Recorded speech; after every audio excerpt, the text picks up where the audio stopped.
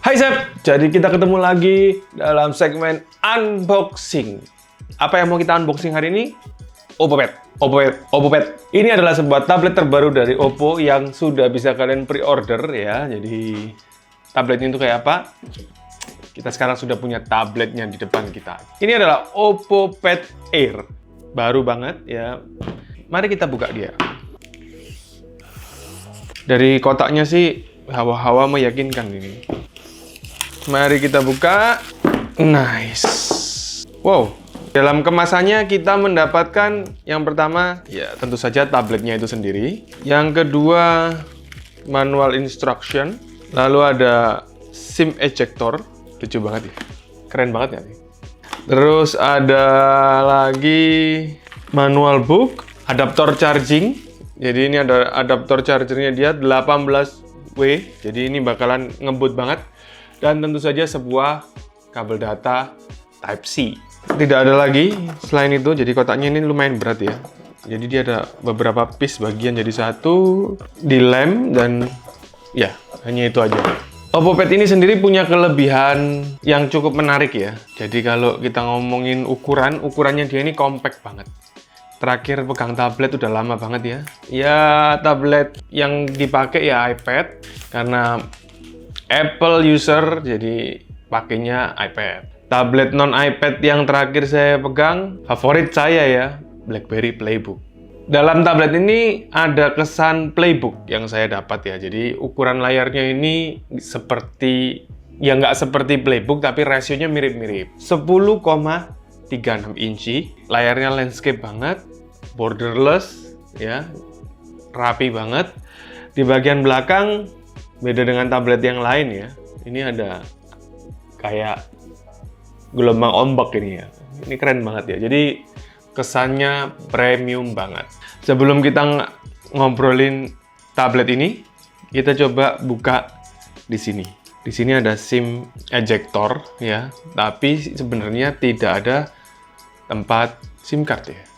Bener nggak sih? Kayaknya ya. Kayaknya ini memory card only ya. Expandable memory card. Dia memiliki desain yang cukup simetris ya. Di sini ada tombol up and down untuk volume. Dia menggunakan 2 buah mikrofon dan dia juga menggunakan 4 speaker di bagian kanan dan di bagian kiri. 2, 2, 2, 2. Jadi 1, 1, 1, 1. 2 di kiri, 2 di kanan. Jadi 4. Makanya disebut Quad Dolby Atmos. Untuk desain bodi menggunakan full unibody. Nah, unibody itu kalau mobil seperti monocoque. Maksudnya apa? Jadi dia itu tidak menggunakan screw, ya. Dia di press plug gitu, jadi satu dengan bodinya sendiri. Jadi casing jadi satu dengan body. Jadi casing itu bukan sesuatu yang ditempelin di mesin, tetapi mesin nempel di casing. Lebih tepatnya seperti itu ya. Jadi ya nemplok gitu. Keunggulannya adalah di desain itu sendiri, jadi smooth banget ya, edges-edgesnya tidak ada sudut yang terasa bagaimana di tangan. Dan yang paling saya suka itu adalah edgesnya ini loh. Jadi dia itu ada semacam frame lagi di antara layar dan bodinya dia dengan kemiringan yang menurut saya pas untuk di tangan. Ketika terkena ibu jari atau ujung-ujung jari kita yang lain, dia itu jadi firm banget. Jadi nyaman banget. Untuk tombol power ada di sini. Untuk kamera dia menggunakan single kamera belakang dan 1 kamera depan yang ada di tengah sini. Coba kita nyalakan dia. Tablet ini bisa dibilang cukup menarik ya. Sekarang tabletnya udah siap. Nah, tadi waktu kita siapin pertama, ini ada satu hal yang menurut saya paling unik. Itu kita bisa setup tablet ini langsung untuk anak-anak. Tentunya kalau disetting dengan kemampuan child mode ya, itu pasti ada beberapa protokol keterbatasan yang dimungkinkan atau mengharuskan anak kita itu untuk kontak ke kita sebagai orang tuanya ketika mau install atau mau berinteraksi yang lain-lain. Menarik banget. Oppo Pad ini sudah dilengkapi dengan Color OS yang terbaru. Dengan ukuran layar 10,36 inch ya, ini sudah menarik banget. Di sini dia punya kekayaan warna 1 miliar ya. 1 miliar itu berarti nolnya ada 9, bener gak ya? Ya, jadi kaya banget, sehingga kalau kita lihat di sini, untuk warna dan lain sebagainya aman-aman saja ya. Untuk displaynya dia sanggup dengan kemampuan 2K display. Untuk kerapatan pixel ada di 2000 kali 1200 pixel. 2000 1200. Untuk refresh rate sendiri dia ada di 60 Hz. 60 Hz itu ada yang bilang cupu, ada yang bilang kurang kenceng dan lain sebagainya. Tetapi 60 dan 90 itu adalah pilihan yang cukup tepat dan ideal untuk kita typing dan lain sebagainya. Jadi kalau untuk scrolling memang jatuhnya enak di 90 menurut saya. Tetapi kalau untuk typing dan untuk beberapa hal seperti select and scroll, menurut saya ada di 60 Hz ya. Kalau kita pakai itu lebih nyaman, lebih enak ya. Oppo Pad sendiri sudah menggunakan Snapdragon 680 octa-core. Spesifikasi ini bisa dibilang cukup di atas rata-rata ya. Jadi di atas rata-rata itu misalnya gini ya, jelek atau buruk, kurang ya, normal, di atas rata-rata, lalu ada flagship. Nah, di atas rata-rata ini sudah memungkinkan kita untuk melakukan beberapa hal seperti edit video, ya, edit video dengan Android apps-nya sendiri. Terus untuk main game, beberapa game juga cukup menarik, ya, bisa enak. Tetapi kalau untuk game yang benar-benar berat, saya rasa ini masih kurang karena memang kemampuannya harus dipilah-pilah ya antara tablet atau ponsel ya. Kalau kita main game di handphone atau di gaming device itu experience-nya akan berbeda. Begitu juga kita kalau main game di handphone flagship juga experience-nya pasti akan berbeda. Dengan beberapa kemampuan tambahannya menurut saya tablet ini sudah cukup banget ya dibuat istilahnya itu a companion ya. Jadi a companion itu kayak semacam mitra, teman, partner kita dalam keseharian kita. Ini adalah seperti layar ekstra besar dari handphonemu. Fungsinya adalah untuk melakukan hal-hal yang di antara handphone sama laptop mungkin ya. Jadi mengetik, browsing, membuat desain itu kalian bisa lakukan di sini dengan lebih nyaman. Dengan prosesor yang segitu gede tadi, tablet ini sudah sangat mumpuni untuk dipakai istilahnya seharian lah ya, berjibaku sama kita menghadapi hari-hari kita ya. Harimu berat atau ringan? Tulis di kolom komen. Baterai sendiri dia menggunakan 7100 mAh yang mana baterai itu tertanam rapi di bagian sini dan menurut saya cukup besar. Lantas untuk chargingnya dia sendiri, dia itu menggunakan 18W. Daya 18W ini mampu mengisi tablet kita 50% dalam kurang lebih 30 menit. Kalau kalian tanya 0 sampai 100 tanpa dipakai ya, 1 jam lebih sedikit lah, lebih kurang 1 jam 15, 20 sampai 1 jam setengah. Tapi kita coba kemarin di 1 jam 20 menit dia sudah bisa full. Untuk kamera ya, kamera bagian belakang itu bisa kita bilang kameranya ya cukup lah, cukup memuaskan ya. Jadi hasil fotonya ya kurang lebih seperti ini. More or less lah. Benar-benar bisa membantu kita dalam membuat sticky notes dan lain sebagainya. Jangan terlalu berharap dengan kamera yang super tajam karena mostly rata-rata tablet juga tidak memiliki fitur yang seperti itu ya kalau di merek-merek lain. Jadi ya menurut saya kamera udah cukup sih. Sudah ada sensor HDR, lalu juga bisa makro dan bisa little bit wide satu kali. Dan tentu saja sudah support untuk text scanner dan lain sebagainya.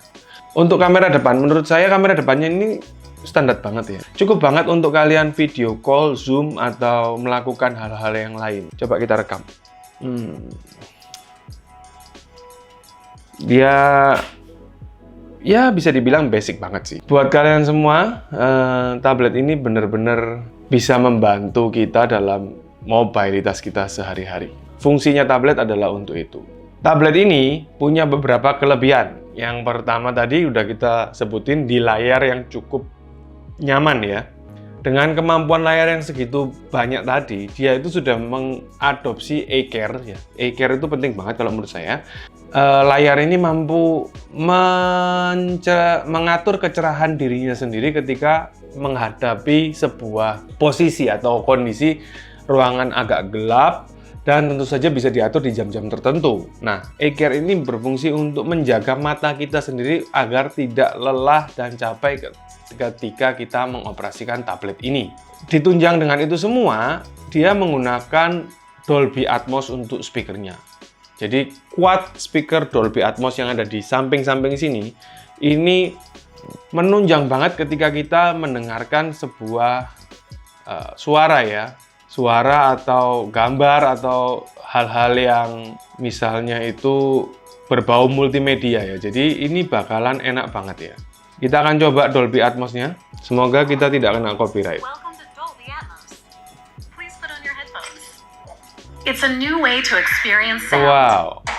Unlike stereo, which is limited to 2 audio channels. Dolby Atmos can manipulate individual sounds in 3D space to position sounds all around you.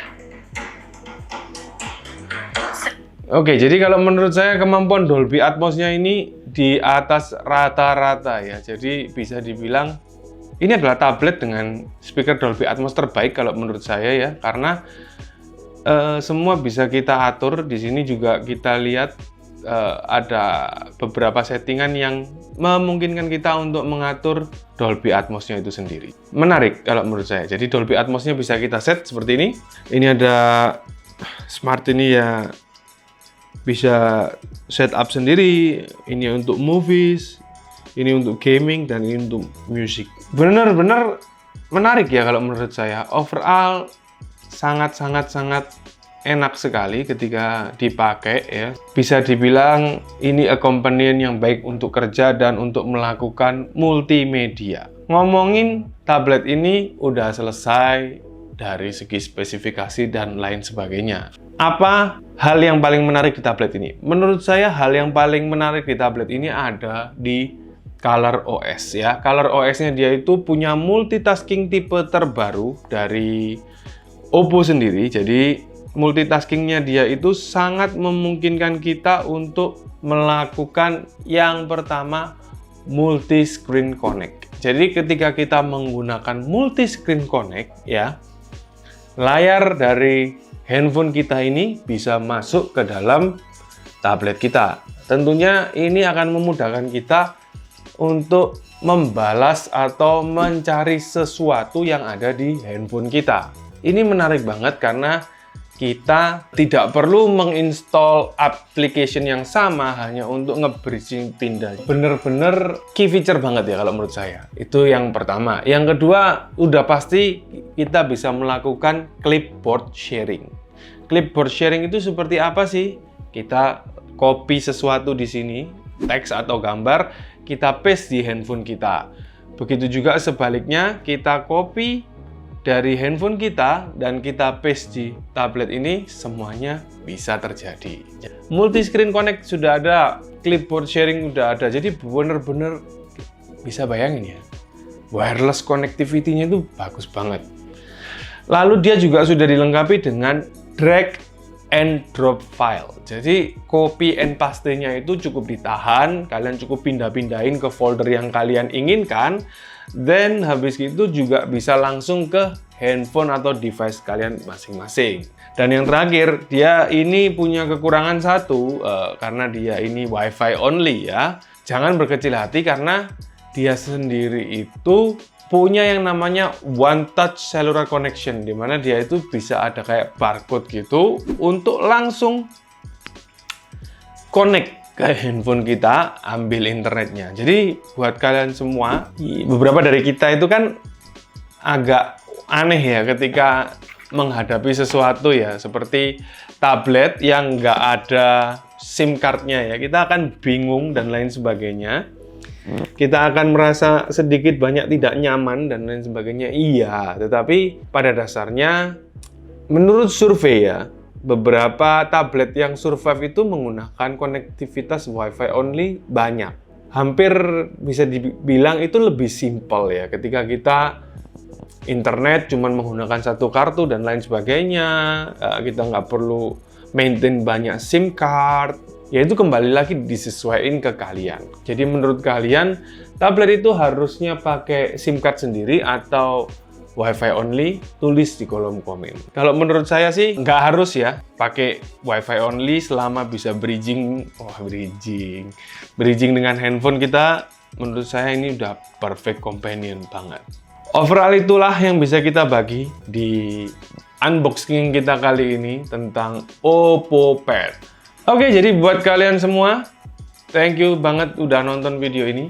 Bagi kalian yang berminat, ingin tanya-tanya atau mau beli langsung aja di deskripsi ada linknya. Di situ akan ada link yang bisa menghubungkan antara kalian, Centris People, dan Centris itu sendiri. Jadi mau tanya-tanya, klaim garansi, dan lain sebagainya, semua bisa. Aman aja, semua marketplace kita ada. Buruan grab it fast, karena stok pastinya terbatas. Terima kasih buat kalian yang udah nonton. Pastiin kalian subscribe ya, nyalain loncengnya biar tahu update-nya, and leave a comment for asking everything you want to ask ya. Jadi kalian pengen unboxing apa lagi, kalian pengen dibagi tips apa, tulis aja di kolom komen, nanti akan kita aturin spesial buat kalian.